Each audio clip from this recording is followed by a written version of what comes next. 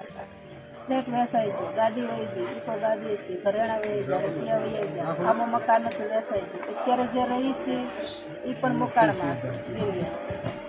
અત્યારે કોઈ ધંધો નથી, કોઈ વસ્તુ નથી. ધંધો કરવા જાય તો ઊંધો પડે. અત્યારે હવે ધંધો કરી પરિસ્થિતિ એવી નથી કે ધંધો કરવા માટે કોઈ પાછળ ગયા કે કોઈ ટેકો આપે એવું નથી. 3 વર્ષમાં થયું આ 3 વર્ષનું થયું વધારે. પાછું માથે લેવાનું થઈ ગયું અને માથે હતું ગયું અને માથે લેવાનું થયું. અને કોઈ દશ ઘૂસતી નથી અને કાંઈ હળ ઘૂસતી નથી. ઘરની અંદર કાંઈ આમ હળ જ નથી ઘૂસતી અમને. માથા વગર નથી જાય ને એમ કાંઈ કોઈ જમ કાળી વસ્તુની તો કાંઈ ખબર નથી, પણ મંદિર છે માતાશ્રીનું, દેવી સાવરમાં છે. મંદિર જોયું સાફ થયું, એમાંથી અડદના દાણા 9 નીકળ્યા. પછી એક માળિયા ઉપરથી લીલું લુગડું ને નાળિયેર એવું તો થયું. ને હમણાં 15-20 દિવસ થયા ને કુટાણી પછી આ ભાઈના ઘરના છે ને એ ઝાપડ ઝૂપડ કરતા હતા. એસીની પાઇપમાંથી એક લુગડામાં બાંધ્યું હતું. એમાંથી 5 મરી, 5 લવી, 5 અળસી, બહુ બધું નીકળ્યું. એક ફટકડી, એક હંસળ જેવું. હજુ એક વસ્તુ કાળી બતાવે જી પેલી હળે જ પડતી નથી. કાંઈ એક તારી વસ્તુ બતાવી બતાવે પણ હવે કેમ ખબર પડે તારી વસ્તુ?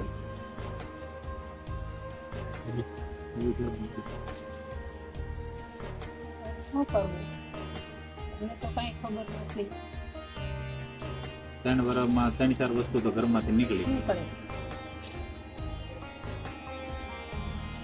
મકાન 3 માળનું છે એટલે ક્યાં હોય તો આપણે શું કરવું? જેમ બોલું તો ચાલે એમ કરીએ. જે કરીએ ઊંધું પડે, જે કરીએ ઊંધું પડે, કાંઈ હળે જ નથી.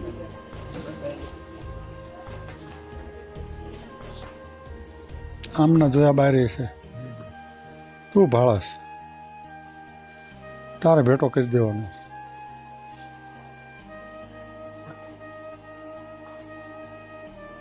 એ બધા કર્યું ને કીધું ના બતાવું છું મેરડીને, કર્યું ન બતાવું છું મેરડીને.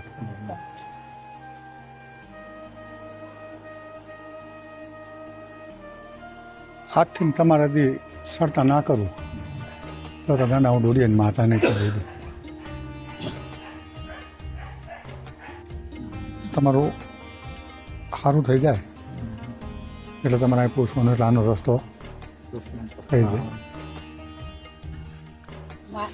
અત્યારે માતાજી કઈ ધંધો કે કઈ આપે કરે પણ પૈસા તો એવું કઈ નથી. તો માતાજી કઈક અમને કોઈકની પાસે લે કાંઈ માગવા જાય મારા છોકરા કેવું આપે કાંઈક એવું કાંઈક માતાજી કીધું એમાં વ્યવસ્થા કરે તો થાય માં. અત્યારે અમારા તો હાથ ખીલ્યા થઈ એ ગયા. તો બધો રસ્તો થઈ જશે. અડદના દાણા મળ્યા હતા ને, હા ગણ્યા હતા હા 9 દાણા હતા. 9 હતા 9 હારતા પૂરી ગયા. 9 હતા. આટલું આ કરો પછી એના રસ્તા આપણે માતા કરાવી દઈશું. મેન વસ્તુ આ છે તમારી. વસ્તુ કરેલી મતલબ મૂકેલું હવે ટૂંકમાં બોલ્યા એમાં સમજી જવાનું હોય એટલે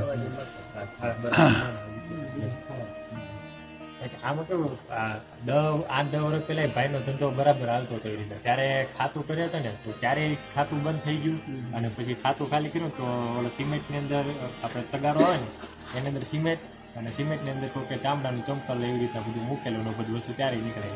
પછી ધંધો જ બંધ કર્યો, બીજા ધંધે થયેલા એમાં પાછો આવતી એમાં પાછો આ ધંધો બંધ કર્યો. એટલે હર વખતે પેલા સારું હતું ઝરીમાં દાદા, ઝરીનો કારીગર ઓટોમેટિક ઝરીનો આવી રીતે હાવ ચોપડા સાફ ને બધું થઈ ગયું. પછી 3 મહિના ભાડું એમને ભર્યું, પછી ખાલી કર્યું.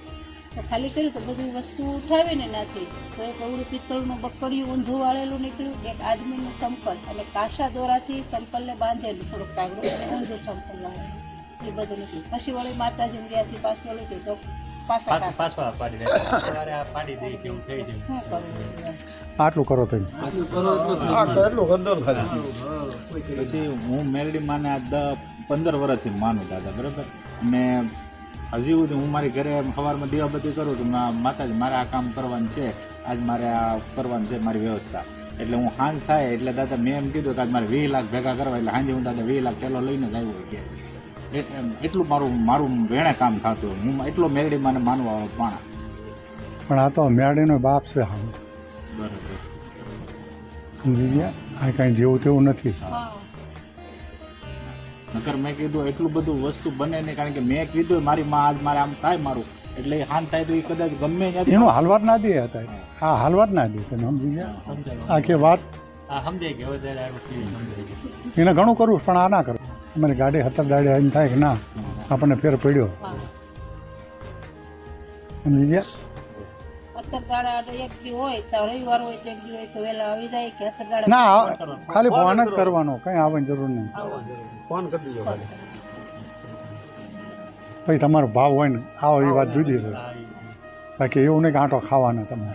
એ તો દીકરાઓને લેસન નથી, માવાથી માંડીને કોઈ લેસન નથી, કોઈ ફેર થતું નથી, કોઈ કામમાં ખોટા નથી. ભાઈ તો રાતને બી કામ કરે, એની જોડે છે આ ભાઈ જોડે કરે. 3 વર્ષમાં 1.5 કરોડની મિલકત ગુમાવી દીધી અને 1 કરોડ રૂપિયા તેને માથે છે. 1 કરોડ રૂપિયા બીજા માથે 1.5 કરોડની મિલકત ગુમાવી અને 1 કરોડ રૂપિયા હજી માથે છે. 3 વર્ષની અંદર પૂરું થઈ ગયું બધું. માન, મોભો, ઇજ્જત, આબરૂ બધું ગુમાવાઈ ગયું. અત્યારે કોઈ એમ કેમ કે આપણે સામું હું ન ખુદ જોઈએ. જાઉં ને તો એમ કેમ કે 5000 રૂપિયા મારે જોઈએ તો મને ન દે ને પેલા ફોન કરું ને કે મારે 20 લાખ રૂપિયા જોઈએ ભાઈ, એટલે એ સાંજે ઘરે આવીને દઈ દે કે કેમ લેવાનું આવ્યું, હાલો લઈ જાય. ખોટા ભારું માથે બધું મારું તેથી જાણે પૂરું હા. કરી ભાવ ચિંતા ના કરશો, આટલું આખી જ નાખો તમે.